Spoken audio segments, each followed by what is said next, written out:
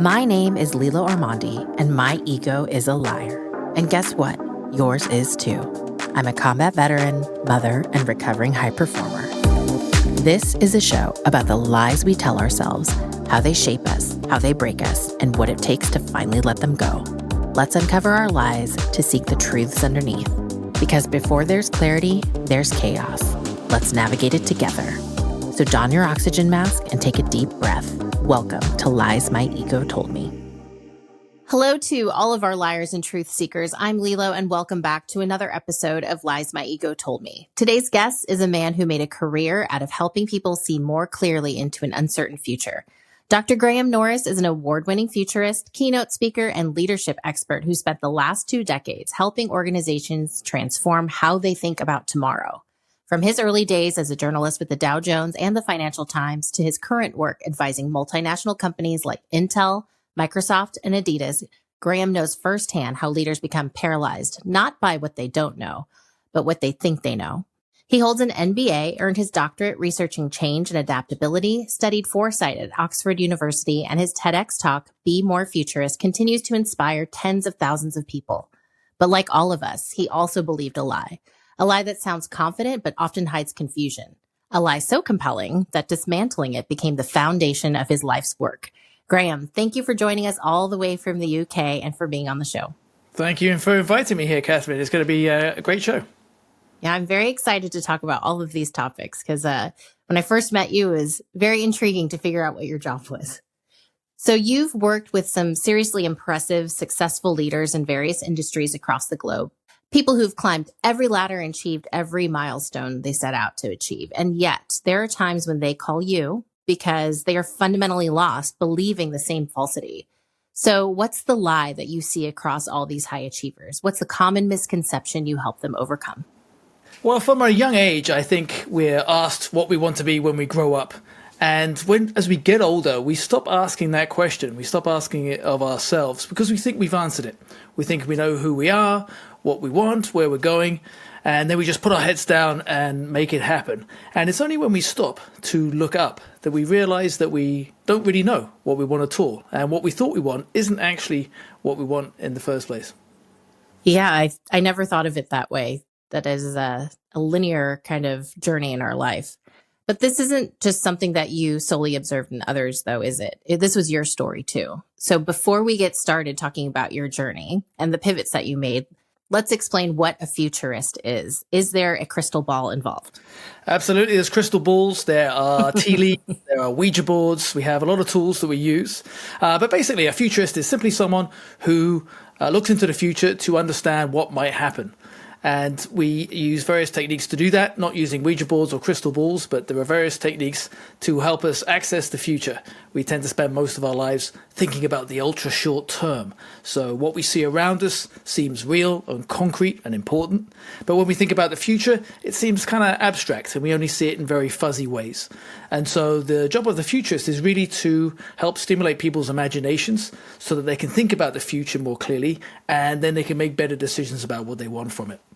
So many of us have climbed ladders that aren't even ours. And you and I having a discussion, it really made me think about my time over the last 20 years in my military career, kind of pursuing borrowed values from either your family or institutions or even cultures. And it shows up in these patterns of false certainty that you've distilled down into 3 distinct profiles. So we've got perfectionism, overachievement, and overwhelm. So let's start with the perfectionist, which is how I identify myself as a recovering perfectionist.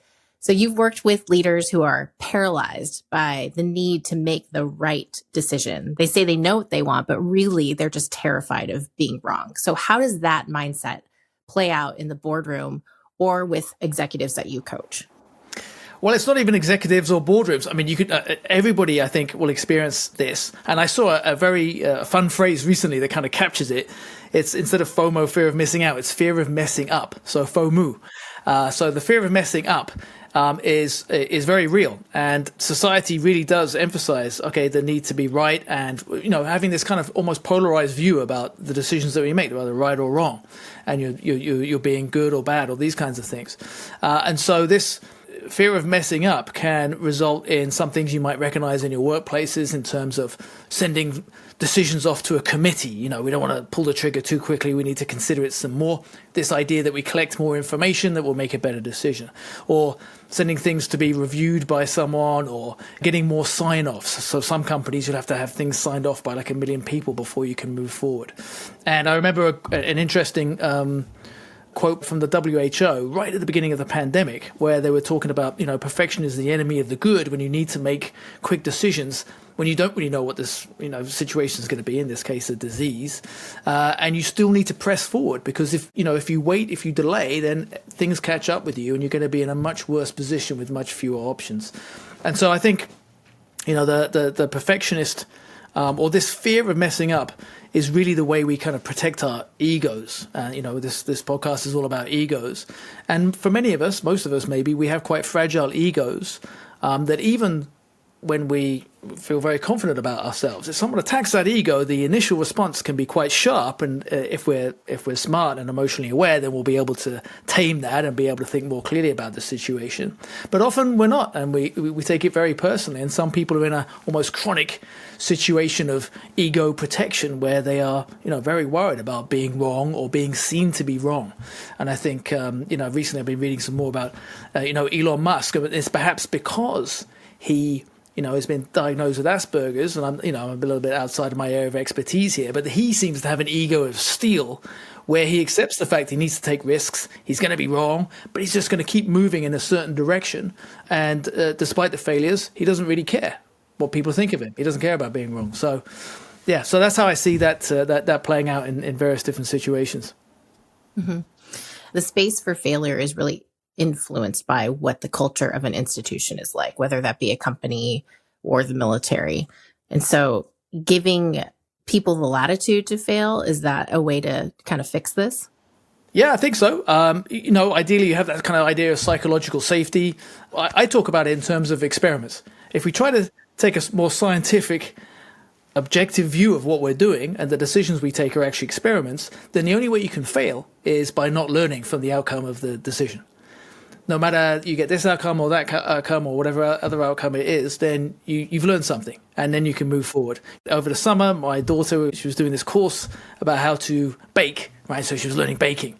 And sometimes she'd get upset because, you know, it wouldn't turn out as she was hoping for, as she expected. I say, look, you're learning how to bake. The only failure you can have here is failing to learn from that experience. So, you know, what did you learn from this so-called failure?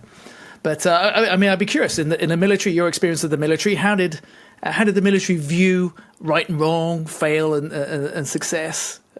Well, I definitely think there are no fail missions. You know, when it's life or death, failure is not really an option. However, when we're in other environments, I feel like it really was dependent on leadership. And there were certain leaders that gave us the space and latitude to do what you just said, which is experiment, and gave us the latitude to fail. As long as we were experimenting with research, we were experimenting with caution, and we were experimenting with intent. So if we came back to the table and we said, hey, we tried XYZ and it didn't work, as long as we could say, hey, this was what we did, how we did it, and now we understand the why, and now we're going to go back to the drawing board, even more prepared to try attempt 2. I think there was a lot of space for us to be able to do that. And then when you came to no fail missions, obviously there's no such thing as being 100% successful. In those times where it was life or death, if mistakes were made, or, you know, it was an undesirable outcome, trusting that the people that were making those decisions were doing so that the best that they could, and giving them grace to be able to recover from that. Absolutely. And as you're speaking, it reminds me of Ray Dalio and his book, and he was talking about someone in his company who made a mistake and lost them, a small fortune. But he didn't fire that person. Actually, he's like, okay, that person's going to be even more bought into the solutions that we can avoid those kinds of problems in the future.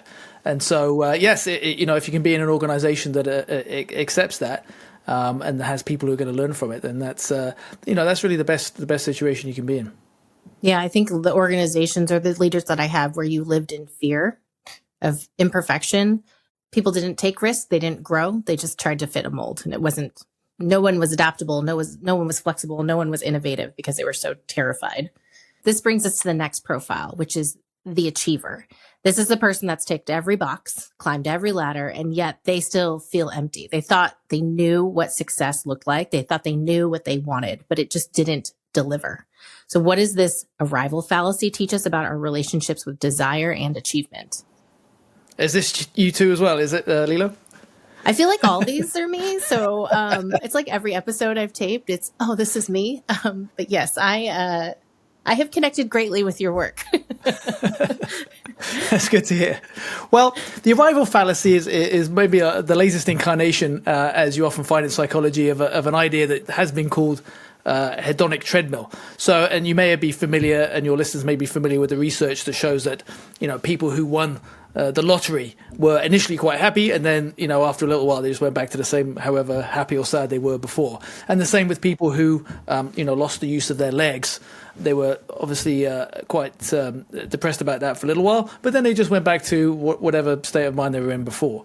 And I recently read an article about the golfer Scotty Scheffler, who was asked about how long he would sort of revel in the victory of winning a championship or a tournament, and he said, literally it'd be a few minutes. And then he'd be like, okay, what's for dinner?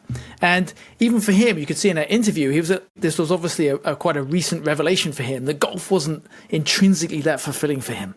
Even becoming number one in the world, it didn't really give him any sense of satisfaction. And you could tell he was still wrestling with this realization that he was going to have to find his sense of fulfillment and meaning somewhere else. Golf was kind of his day job, which brought in the money and brought him some temporary excitement, but other than that, it didn't really have a lasting effect. And in fact, there's a phrase in German, and I won't give you the German because I don't really speak German, but the translation of it is that anticipated joy is the most beautiful joy. And I think it speaks to this fact that the expectation that something good is going to happen is probably as good a feeling as you're going to get from whatever that thing is. When you actually get there, it can actually feel a little bit of a letdown. If you can, if it's possible to spend some more time enjoying the glow of success, I think that's a good thing. But the reality is for we're all different, and for some of us that glow will fade more quickly than for others. It's not the destination, it's the journey, right? That's right.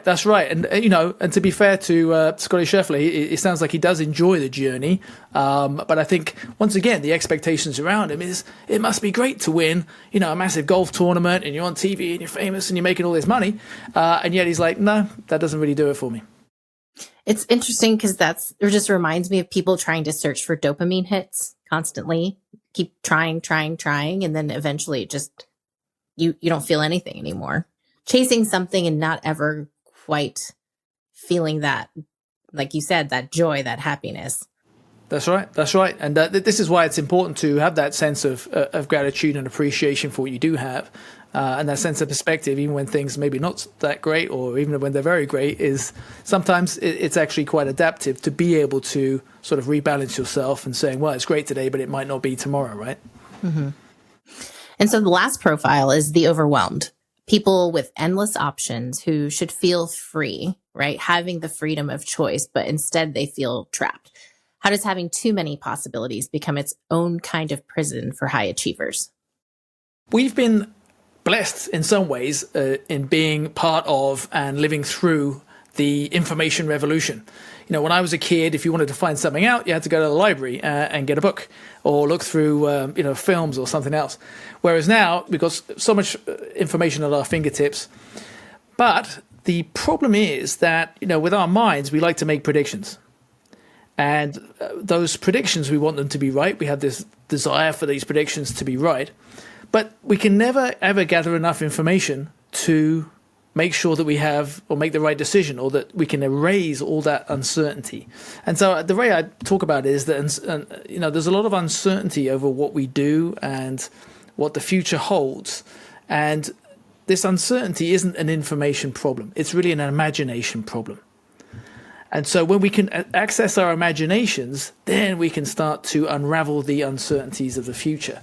But when we rely solely on information and thinking that, okay, we've got options, we've got information, but I still don't know what to do, it's because we're reluctant to engage our imaginations.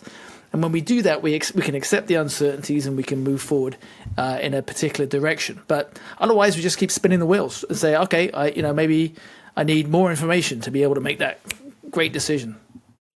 So it's interesting that you bring up imagination, because that feels so intangible. I mean, imagination doesn't seem something that can be learned. It doesn't seem like something that can be measured. And therefore, when you have people, especially in like technical industries, imagination doesn't seem to be part of their day to day.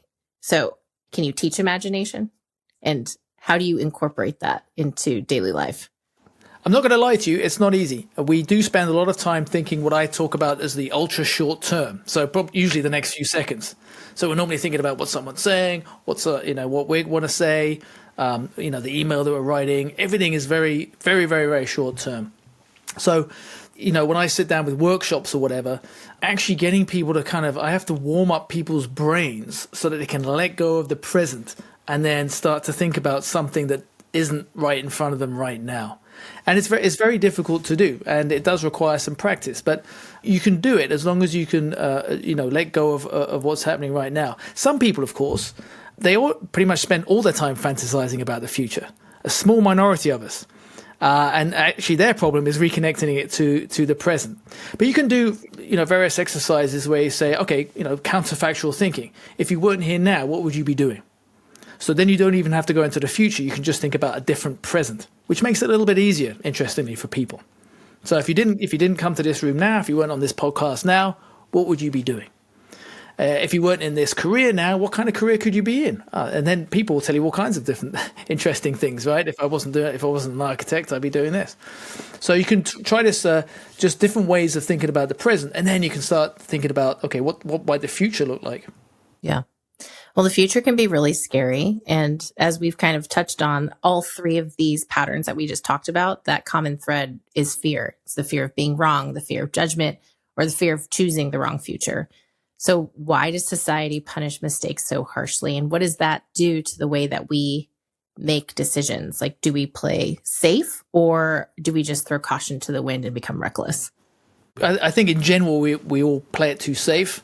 I'm thinking about a Matthew Syed book called Black Box Thinking, which actually compares what happens in the healthcare industry with what happens in aviation.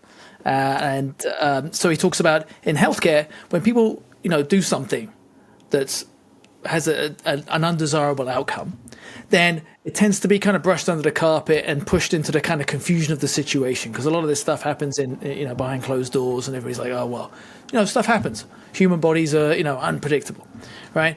Whereas in aviation, of course, whatever people do is recorded on black box recorders and radars, and so when things happen in aviation, then people can examine it and learn from that. And so, if we talk about sort of mistakes or whatever, then those are sort of brought out into the open so that people can really learn from it.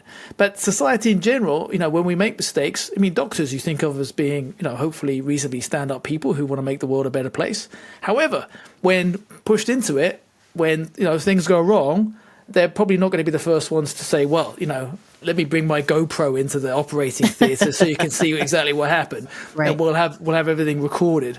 But wouldn't it be great? How much better would healthcare industry be if we had black box recorders that we could go and examine exactly what was happening there? So I would say that, in terms of, society, I think we should be leaning more towards that aviation point of view, where we can be just a little bit more open and transparent about what's happening. And then we can make, because aviation is amazingly safe, right? It's interesting that you bring up the medical system, because there are a lot of parallels between trauma and emergency room procedures and things that we do in aviation, so much so that operational risk management practices have been adopted by surgical teams in the way they execute. But I think it comes down to, for us in aviation, it's accountability. And accountability is one of the things that has kind of gotten lost in our culture. It's much more of a blame culture than it is a accountability culture. But I do think that's why, like in aviation, there is the high level of scrutiny, but there also is that level of not forgiveness, but grace that they give people. They understand that there is human error in that chain of events, and it does happen. But I do think that is why it does make aviation so safe, so professional, and so successful. So the idea of fear shutting down our ability to see the future ties directly to your personal story, because you lived it in very different ways when you came home to take care of your mother. So in 2009, your mom was diagnosed with general anxiety disorder, and you had to return to the UK. How did watching her struggle with decision making, not only unable to see the future, but she was almost paralyzed by it? How did that change your understanding of what you were about to start studying?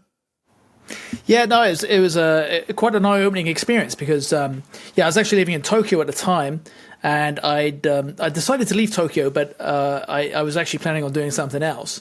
But I got a phone call from my aunt, my mum's sister, and as they do, they say, "Oh, hello, Graham. Don't worry, but your mum's in hospital." And I was like, "Okay, I'll try not to worry about that." And I discovered that she'd basically worried herself into hospital, and I had no idea that psychiatric conditions could end you up in hospital. I went home, and I moved back home eventually to take care of her. And her sister had bought her a book on cognitive behavioral therapy. And I read this thing, and it was so beautifully straightforward, because what really struck me about my mother at that time was her complete inability to make decisions. She would get lost in these sort of cycles of thinking of options, and then even for the simplest thing, and reconsidering and worrying about the possible outcomes, and then thinking about it some more, and then she'd just fall apart about the simplest things. She absolutely couldn't make decisions about what to eat or anything. And it was almost like the future being cut off from her, because she couldn't conceive of futures where she'd done something, she'd done A, or she'd done B, or she'd done C. And when I got this book from my aunt, it was beautifully simple, because it was just about reflecting on what was going on in your mind, and then your responses to it, and learning from what worked and what didn't. And obviously there's more to cognitive behavioral therapy there. I'm not a cognitive behavioral therapist, and I know they go through a lot of training to do their job very well. But at the heart of it is really very straightforward. And so I basically helped her over 3 months. It just took 3 months to get her back in control of her life and making those decisions. And it made me realize just how fragile our minds are, because, I'd never imagined my mum, super chilled out, didn't really have anything to worry about, already, retired and living the great life. And yet for her, she'd somehow managed to get into this state where she couldn't get out of bed. And so it just made me realize how easy it is to lose our minds and to get lost in all kinds of ways. But in this particular way, losing the ability to think about the future and make decisions about it. I mean, I say all decisions are about the future. And yet in this particular case, it was just cut off from her. So that's how I really got interested in psychology, actually, and and how we think about the future and how we make decisions about it. So what did that process teach you further about decision making and then other cognitive processes? Because even though she's diagnosed with general anxiety disorder, I think that is a condition, whether it's highly impactful or even just minuscule, it affects everybody daily. Yeah, absolutely. Most people will find, some decisions or some elements of their life where they struggle to pull the trigger, and they will spin the wheels or just keep reconsidering what might happen. What really struck me was the power of our minds, in my mum's case, over our bodies, and how debilitating it can be when your mind's not in order. The body isn't any use to you.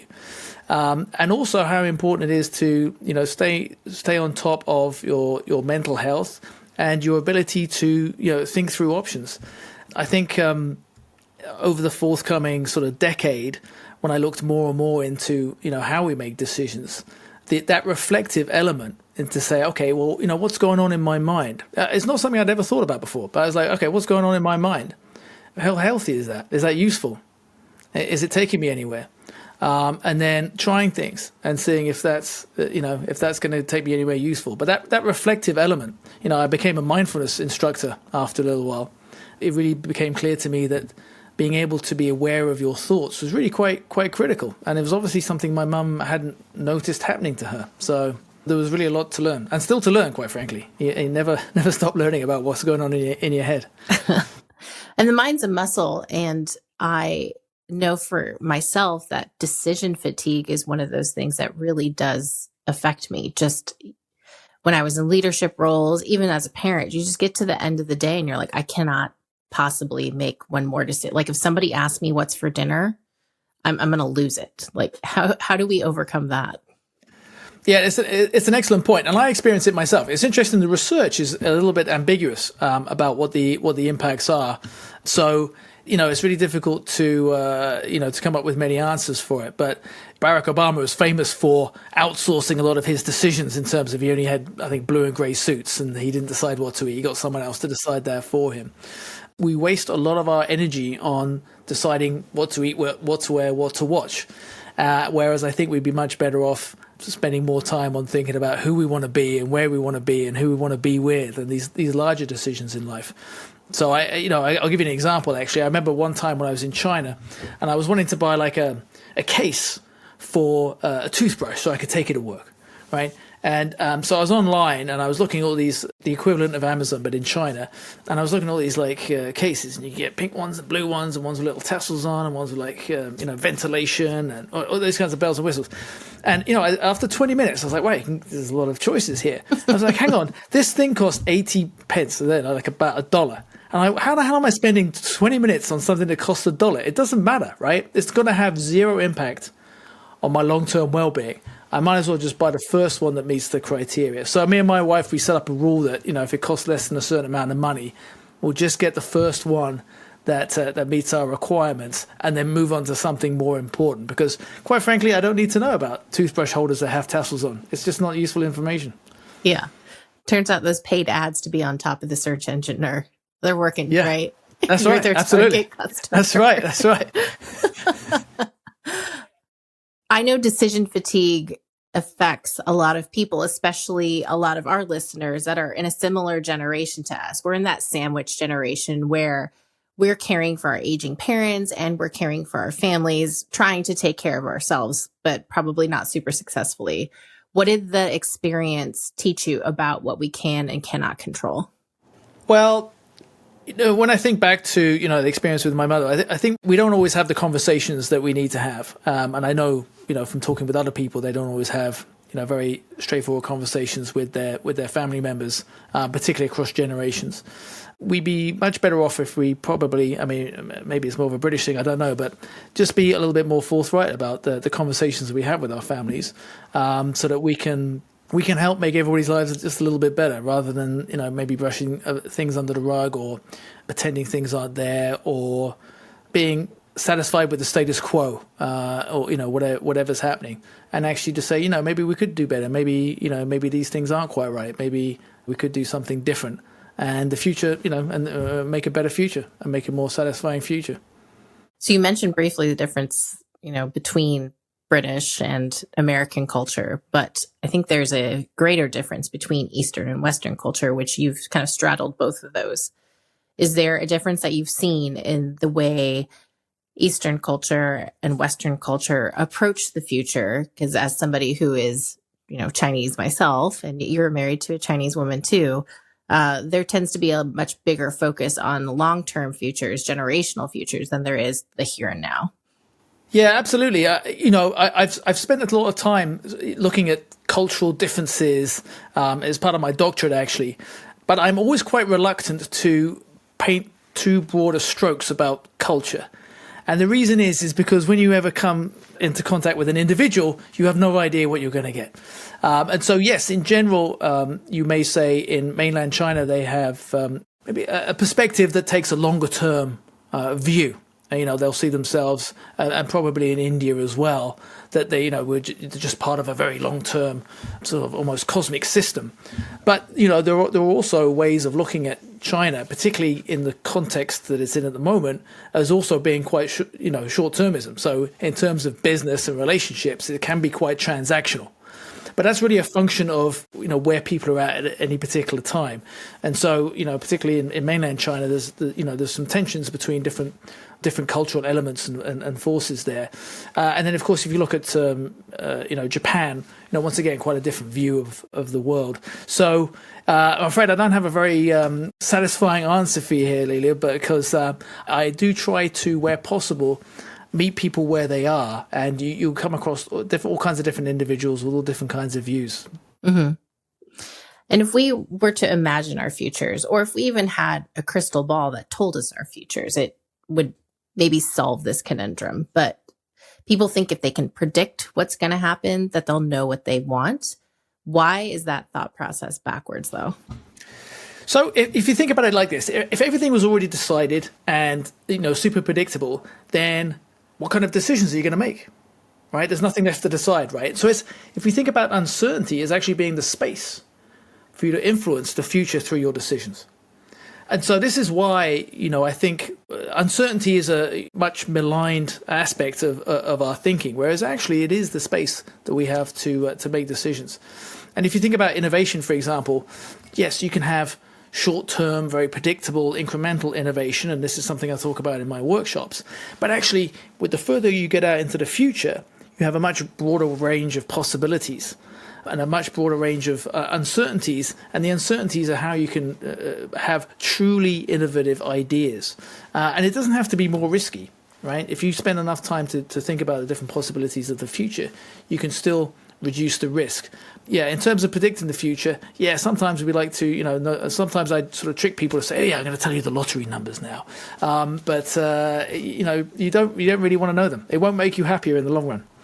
And your methodology involves starting with a visualized future, like you talked about, and working backwards.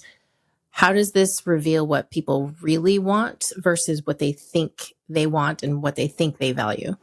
So the value of starting off with the longer term future and then working back is the fact that because we are so short term focused, when we normally make plans, we normally focus on tomorrow and then next week and next month and so on and move out forward. But we can already think about that area very clearly. And we're very fuzzy about what life's going to be like in a year's time, 2 years' time, 5 years' time. Whereas if we start off in the future, the long-term future, then we force ourselves to imagine, okay, I want to be somewhere in 5 years' time. What does that world look like? Do I like it? This is the first question. And if that's the world that it's going to be like for me in 5 years' time, what needs to be true in 4 years' time? And then we apply our imaginations there. And yes, and then you get tired, but by the time you get back to today, it gets easier because you can imagine tomorrow much more easily than you can 5 years' time. And so that's why it's a very useful way of thinking of making plans, because plans don't go off the rails tomorrow. They go off the rails in a year's time for stuff that usually you could have seen coming had you actually thought it through, and had you actually applied your imagination to imagining what the world might look like at that time. If it's coming off the rails, at what point do you allow it to go off the rails, or do you force it back on? This is a book I'm going to write one day. It's about balance, because it's like with sayings that you can get saying one thing or saying another, and you'll get books telling you need to be more this, and other books telling you need to be more that. You need to have grit, or you need to know when to quit, right? And so you got both books, right? You need both, right? The important part for me is that you're continuously reviewing what the situation is. Because what often happens is we'll just get on this train and we'll keep on going and find out actually we want to go down in the first place, or it's taken us to the wrong place because I wasn't really paying attention. When you're thinking about the future, you don't think about it once and then that's it. It's done. I figured it out. It keeps changing. You keep changing. The future keeps changing. You need to keep reviewing it.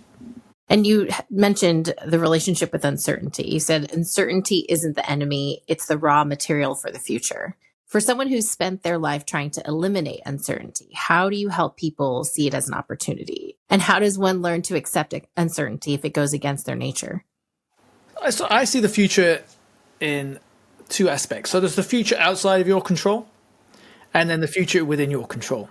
And obviously there's no thick black line there between them. There's a fuzzy line. But if you think about it in this very simplistic way, for the future outside of your control, you need to understand what those driving forces are. So you can understand the world as it might look, the environment that you're going to be operating in the future.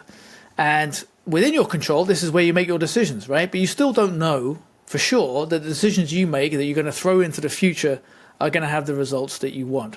And so you always have to accept the fact that if you look at the future, look at the uncertainties, the world outside of your control, there's going to be some uncertainty there, and that's fine. And then even within your control, when you make a decision, you need to accept the fact that you can't guarantee the outcomes. But the more you think about it, is if you think it through, then you can more accept the fact that those uncertainties are there and then work with them and start using them to your advantage. And there's a lot of talk these days about manifesting your desires, right? About the law of attraction. So you help people visualize their futures. You're not selling them any magical thinking or any shortcut. So what's the difference between visualizing and imagining the future and taking steps towards that versus a manifestation of where you want to be? Sure. So I'm not an expert on manifestation, and in most times I've seen it. It's fine. It's really just about visualizing the future. But I've also seen manifestation sometimes described as, the more you think about it, the more likely it is to happen. And if you think about it really hard, and you will sort of generate all these positive forces, and then it will make things happen. And for me, that's kind of risky because thinking is for doing, as William James once said. So you can think about it to clarify your goals, your vision, and decide if that's what you really want, and then move towards it with conviction and take the action to make that happen. Because if you haven't got a clear idea about which direction you're heading in, you can't really move forcefully in that direction. So thinking is for doing. If manifestation is going to make you do something to make your dreams come true, then great. If it's just going to make you think more, then it's not. I personally don't think it's going to get you anywhere useful. And then what role does humility play in real foresight? Like, how do you teach people the confidence that they need, the authenticity without arrogance? And what if you're someone who's always suffered from self-doubt? Because this is really scary. To try to take control of your own life is daunting. Are you capable of developing confidence later in life if you didn't have it through your formative years? Yeah, I should think so. I mean, I think the older you get, the more you realize the uncertainties or the things you thought were uncertain or that you worried about either didn't happen or they did happen, but it wasn't that bad, or, you can understand the world a lot more. I often think about, a fishing analogy to describe what we're trying to do, because we're just trying to make the best decisions, maximize our chances of success or create our own luck, however you want to think about it. And, when you go fishing, you can choose where to fish, which part of the river, you can choose when during the day, the weather conditions, you can choose the equipment. But what you can't control is the fish, right? So you can choose all of these things and you have certain amount of control over things, but ultimately there's some uncertainty there. And you cast decisions into the future just like you cast your line into the river. Yes, you're hoping to maximize your chances of success when you cast that decision into the future, but you can't be sure. All you can do is keep trying. You can learn the conditions. You can learn more about the fish you're trying to catch. But ultimately, the fish are there or the fish are not. All you're trying to do is just make your own luck. And it seems like there's a lot of trial and error. Are we also thinking through like second and third order effects as we try to map out what those futures are going to look like? Yeah, for sure. I think particularly for the futures outside of your control. And in fact, there is a tool where you do exactly that. I think the future can be overwhelming for a lot of people because there's so many variables and so many things to think about that they're like, do you know what? I'll think about it tomorrow. Whereas I always encourage people to say, just take a slice. Just take one slice, thin slice of the future, and just look at that. And just by doing that, you'll learn so much more, because most of the future doesn't apply to you and it doesn't matter, right? But you can take one slice of the future and just look at that, then you'll be much more confident about that. And so if we take one sort of element of uncertainty and just see how that might unfold, and then you can say, okay, actually now I understand. I've looked into that black hole and can understand what might happen. So that itself can give you more confidence. Have you ever had a client that was so attached to their vision that they couldn't adapt when everything started to shift? As you asked that, I'm thinking about an investment banker I was coaching. In fact, not just one, but I'll give you the story about one, and you can see a brief version of this story in the TEDx talk I gave. But I was coaching this person, and as you normally do, you got to set a goal, right? You got to try to encourage them to think about what they want to make out of their future, so you can help them get there. And so this guy, he wanted to be the head of his department in his country. I was like, okay, fine, sounds great, right? So the first thing we do is say, okay, well, tell me what it's like, right? Tell me what it's like. Imagine it's 3 years' time and you become the head of your department. And he thinks about it for a bit, and then he starts describing it to me. And it sounds thoroughly miserable. And even as he's talking about it, he doesn't sound at all excited about this. And so I say, okay, stop there. How is this your dream future? And he was like, God, you know what? Maybe it isn't. And he isn't the only one. I talked to several people who, when you ask them to imagine the future that they think they're going for, they become quite miserable because they suddenly realize, actually, this isn't that exciting. And so this is the advantage of actually thinking through the future, is that you really get to see what it looks like in color, because we normally think about the future in black and white. And so for him, I said, well, give me another possible future for you in 3 years' time. And he said, well, maybe I can combine my experience in finance with my interest in art. I used to be interested in art. I was like, okay, what are you going to do with that? He says, well, I could become an art fund manager. I hadn't really thought about it much, but as you're asking me, I could become an art fund manager. I said, well, tell me, what's that like? And then he started talking about, hanging out with investors and artists and gallery owners and all this kind of thing. And he literally came to life right there on the call. And I was like, well, this sounds much more exciting. But it was amazing how many people I talked to, even investment bankers, who actually wanted to be, one of them wanted to run a surf shop on the Gold Coast in Australia. Another one wanted to be an architect. So all these people who, when you first ask them, it's like, oh yeah, I want to be a more senior banker. But actually, eventually, they don't really want to do that at all. But it's quite difficult sometimes for people to change, even though they know they're on this corporate ladder that's not really taking them anywhere useful. Sometimes you can't let go. I think it's a difficult thing to let go of, because you're balancing what are my personal desires and dreams with, I got to put food on the table. Or, like you said, people have invested so heavily in me at this corporate job. How do I walk away from it? So how do you, even if it's baby steps, get towards a more fulfilling life while still be able to balance your requirements at home? The important thing is to say it doesn't really matter what's happened in the past. You only make decisions about the future. And so you can only look at your situation now and say, okay, well, what do we want the future to look like? For me, for example, so I was in Tokyo, right? And I was working for this newswire, Dow Jones Newswires. And yeah, on the face of it, it was fine. It was great, right? It gave loads of money and I was running a team and everything else, right? And there's a promotion from what I was doing before. Yeah, great. But it was miserable. I really didn't enjoy it at all. And in fact, journalism at the time wasn't really a growing industry either. It was like 2008. So, the financial crisis, everything was going to hell, and Google was eating all the journalism advertising revenue. I was like, you know what? I need to get out of this, but it was very hard to do, very hard to do. But, I had to say, well, look, it doesn't matter where I've come from so much. I mean, it's always useful to look at the past, but I'm making decisions about the future. And what I'm doing now is not a future for me. I'm not heading in a direction that's going to be a useful future. And so I think, focusing on the sunk costs of the past, you need to try to let those go and focus on what you want to create in the future, and take the actions that are going to get you there.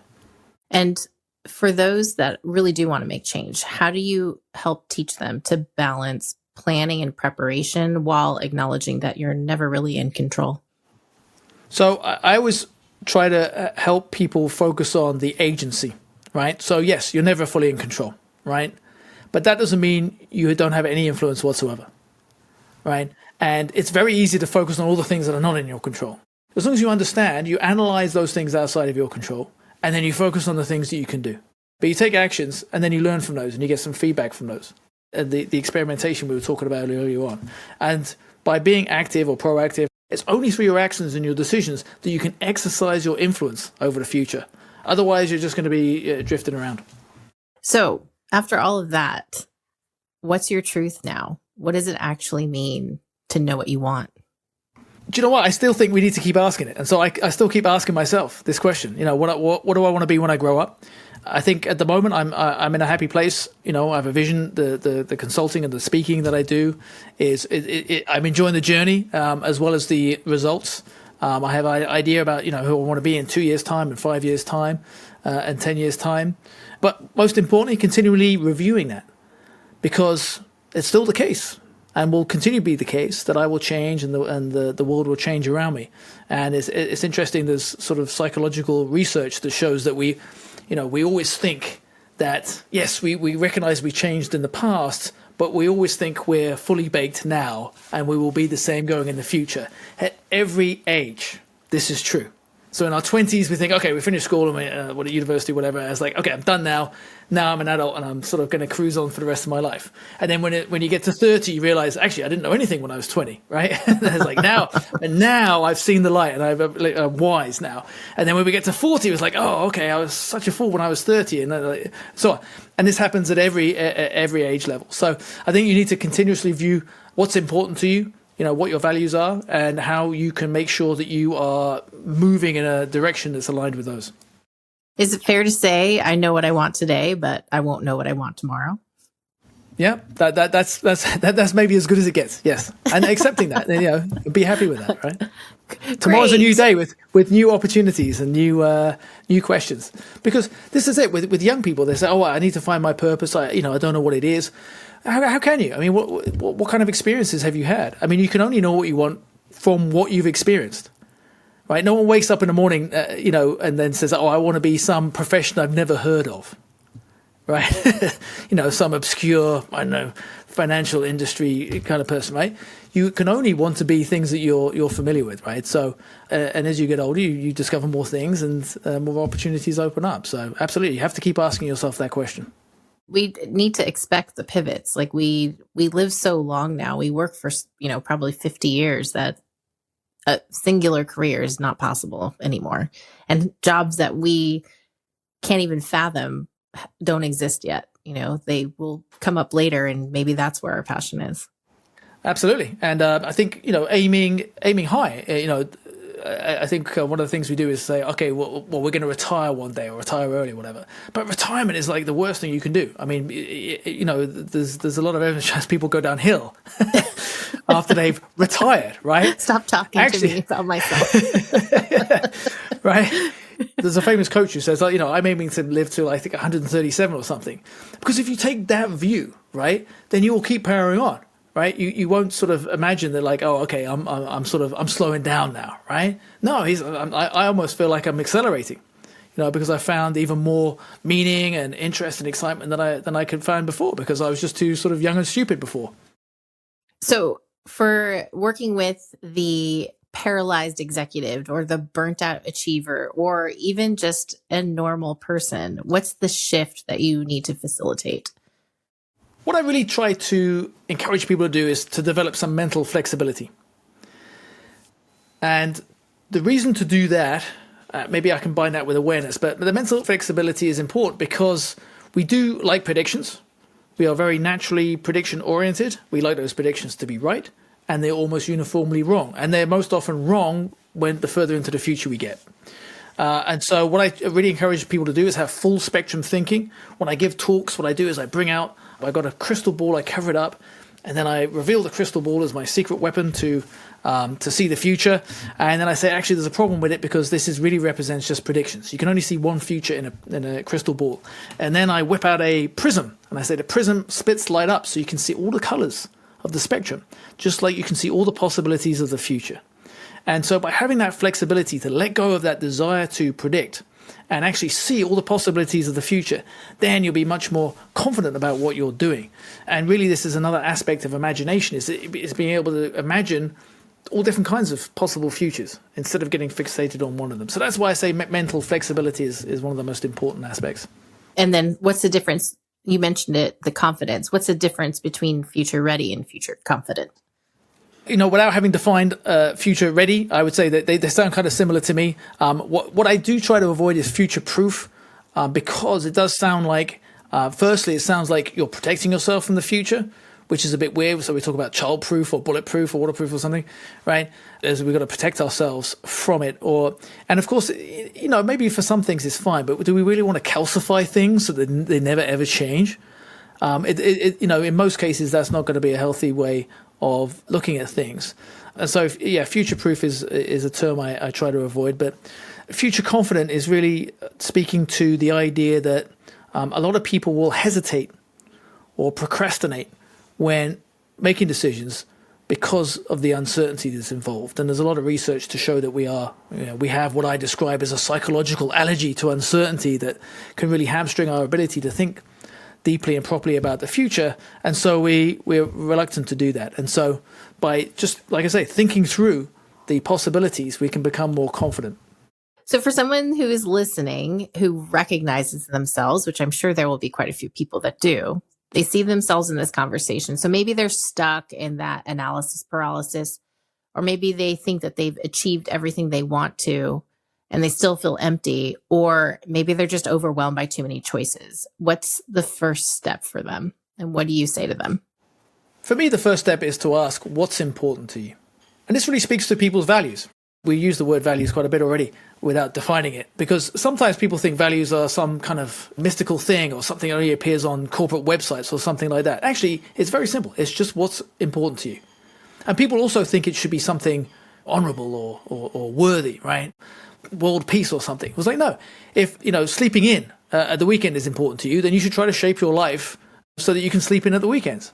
So if people are getting confused about what they want, about analyzing situations or think they've achieved anything, then it's hard to believe that nothing is important to them anymore. It's only the fact that they lost clarity about what's important to them. And so I think for me, that's the first step, is to say, okay, well, what is important to me? And then you can start to build on that to say, okay, well, these things are important to me. Which direction should that guide me towards? And any final thoughts on the courage to admit maybe that I don't know what I want, or that I know what I want and I just can't change? The only final thoughts I would have is that our values do change over time. And so I often say to people, what's important to me now is very different from what was important to me when I was a student. When you've got a family and kids and responsibilities and houses and everything else, it's a very different set of values that you have than when you're, enjoying being a student. I won't describe what my values were when I was a student, but I'm sure you get the idea. So I think to recognize that the world changes, you change, and I think people don't, like I said before, don't realize just how much they change and how much their values change, and your direction and the decisions that you take should change as well. Well, this is a very validating conversation for me and enlightening, as I am right in the midst of navigating all the things that we just talked about. So Graham, thank you for reminding us that no one has a crystal ball. And that's kind of the point. The future isn't about certainty, it's about curiosity. And your work shows us that uncertainty is the raw material for growth, for innovation, and for clarity. And that sometimes the bravest thing we can do is just to step forward without all of the answers. Wonderful. It was great to be here, Lilo. Thank you very much for inviting me. And if you want to explore Graham's insights further, check out his newsletter, The DIY Futurist, at grahamnorris.me, or visit the resources page at liesmyego.com, where you're going to find the links for him and his TED Talk. And don't forget to subscribe to Lies My Ego Told Me wherever you get your podcasts. And if you haven't already, please leave us a review. Thanks, Graham. Thank you, Lilo.